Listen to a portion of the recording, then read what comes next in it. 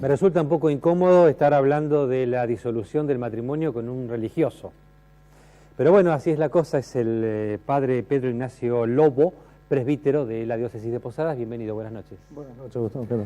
Bueno, no, porque hasta ahora estamos con el tema del divorcio vincular, el divorcio civil, pero el católico que se ha casado por iglesia también tiene la posibilidad de, ¿cómo lo digo?, disolver, anular, ¿cómo se dice, padre? La nulidad, de buscar la nulidad del matrimonio. Ajá.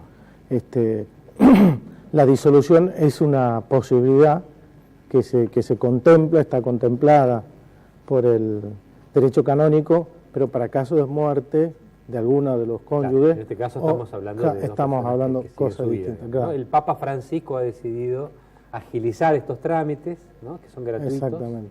Claro.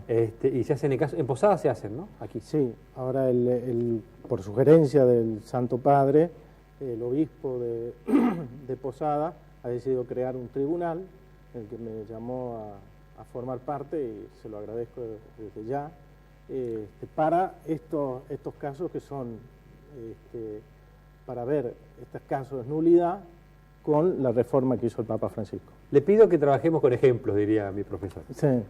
¿En qué casos la Iglesia puede anular un matrimonio religioso, obviamente?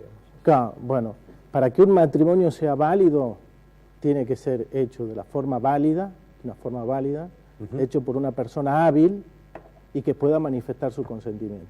Esas son las tres causas primeras de nulidad, es decir, que no haya sido hecho por una forma válida, por ejemplo, ante un sacerdote que no es párroco. Está bien. Pero vamos a lo clásico. Entonces, después, que no pueda, por una persona hábil, por un menor de edad, claro, que no pueda manifestar su consentimiento en caso que tenga algún defecto psicológico. Sí. Estamos hablando del cura que nos casa en la iglesia, digamos, exactamente. ¿no? Bueno, ¿y en qué casos se puede intentar o se podría anular ese matrimonio? Bueno, en el caso de que la persona, por ejemplo, que es un caso típico, ajá, y que se da mucho, que es por presión familiar ante una mujer que se encuentra embarazada, por una relación prematrimonial, entonces la presión para que se case, para salvar la situación social, digamos, ¿no? Entonces ahí se puede pedir la nulidad porque no ha prestado el debido consentimiento. ¿Y la nulidad la tiene que presentar cualquiera de los dos o tiene que haber una conformidad de los dos? Bueno, acá tenemos que hacer una distinción. El obispo, Juan Rubén Martínez, creó este tribunal solo para los procesos breves, que es una nueva figura que creó el Papa Francisco. Para el proceso breve que se van a desarrollar acá en el Tribunal de Posadas, lo que se necesita es que las dos partes estén de acuerdo y que la prueba sea contundente. Para eso, para que logre también ser una cosa rápida, que se solucione ¿La prueba qué sería? ¿El testimonio de ambos? Puede ser el testimonio de ambos, el testimonio de algún tercero, puede ser una prueba documental, una pericia psicológica. ¿Qué otra causal de nulidad podría considerar la Iglesia como válida, padre? Bueno, por ejemplo, un defecto psicológico de madurez, ¿no? Mental, inmadurez mental también puede ser. Son casos que surgen por ahí de alguien que, por ejemplo, simuló en casa el matrimonio para evadirse de no sé qué situación. Sí, estaba pensando cuando nos casamos, el padre nos lee un poco, ¿no? El deber de fidelidad, de cuidar del otro. ¿Qué pasa? Y pregunto, cuando hay infidelidad, si mi esposa se enferma y yo no la cuido y me voy, digamos, o sea, ¿son o no causales de nulidad? Lo que pasa que acá, a ver, la nulidad no es divorcio. Bien. Para la Iglesia no hay divorcio. Entonces, la nulidad es todo un proceso que hay que demostrar, como decía, alguna de estas tres causales fundamentales, que después ahí tiene sobre todo el prestar consentimiento, tiene otras subdivisiones y otras causales más, pero en este caso yo no podría decirte así en primer lugar si podría ser una causa, porque habría que estudiarlo. Bien. Acá en Posadas, hablemos de Posadas, sí. ¿Hay causas en marcha? Hay causas en marcha, estamos empezando a trabajar ya con el tribunal y bueno, ya veremos qué sucede. Está bien. ¿Suele ser el hombre o suele ser la mujer quien toma la decisión o da el primer paso? Hay de todo, de todo. Uno u otro empezaron. Sí, sí. ¿Cuánto demora este proceso? El proceso breve está pensado para que dure menos de un año. ¿Y lo resuelve el obispo de Posadas? Lo resuelve el obispo de Posadas, exactamente.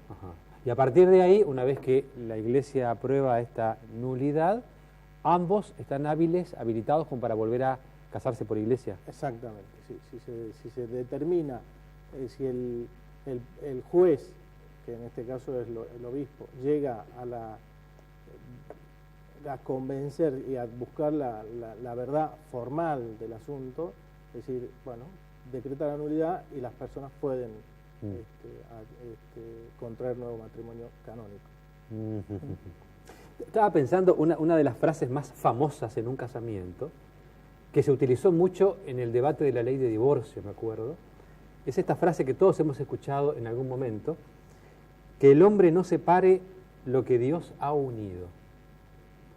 ¿No es contradictorio, digamos? ¿Ustedes están separando algo que Dios unió en su momento? ¿Qué pasa ahí? No, precisamente para eso es el proceso, para ver que Dios nunca había unido eso, o sea que no se llevó a cabo el matrimonio, o sea que no existió el matrimonio. Por eso es nulo. Por eso es nulo, claro, que no es, por eso te decía, no es divorcio, sino nulo, claro, que no existió. No es lo mismo, es decir, bueno, desarmamos este matrimonio, no es lo mismo que decir, nunca hubo matrimonio. Claro, no es lo mismo. No es lo mismo. No. Digamos, en este caso es, la Iglesia decide que de pronto acá nunca hubo un matrimonio. No hubo matrimonio. Es como que ambos nunca hubiesen contraído enlace por Iglesia. Exactamente. En realidad este procedimiento es bastante antiguo. Era mucho más lento, digamos. Sí, claro, era mucho más antiguo, podía tardar años y hay personas que están con años llevando adelante, pero se necesitaban 2 sentencias concordantes, ahora solo con una sentencia ya quedan habilitados las personas para poder contraer nuevas nupcias. Está bien, padre, disculpe que yo insista, pero no, está bien. Es básicamente curiosidad y soy periodista. Usted mencionó 2 causales. Una, la presión, cuando se presiona, por ejemplo, a la mujer a contraer enlace contra su voluntad, ¿no? Ella no quiere casarse, pero los padres le meten presión y ella se casa contra su voluntad. La otra es un caso de inmadurez, entiendo que psicológica. Psicológica. ¿Qué otra causal podría ser de nulidad de matrimonio? ¿Qué otra? Bueno, hay, como te decía, las 3 principales son por un defecto de forma, por la persona no es hábil para contraer matrimonio o por el defecto de consentimiento. Dentro de este defecto de consentimiento nos llevaría toda la noche a hablarte cuáles son las causas que hay, porque hay distintos tipos dentro de este género, digamos, ¿no? Distintas especies. Otra podría ser así, para nombrarte una, sí, así, decir un ejemplo más, por ejemplo, simulación de la persona. En caso que el marido o la mujer es estéril y no lo dijo, o tiene un vínculo anterior, por ejemplo. El caso de la esterilidad también es considerada, o sea, la imposibilidad de procrear es considerada. Sí. Ajá. Y algo tan básico como decirle, padre, yo me casé, pero yo no estaba enamorado. La verdad que ahora me doy cuenta que no estaba enamorado. ¿A usted le sirve eso o no? Puede servirme si hay algunas pruebas que uno dice, por las cuales yo digo que, bueno, indudablemente no estaba enamorado, es un sentimiento. Uno tiene que ver una realidad.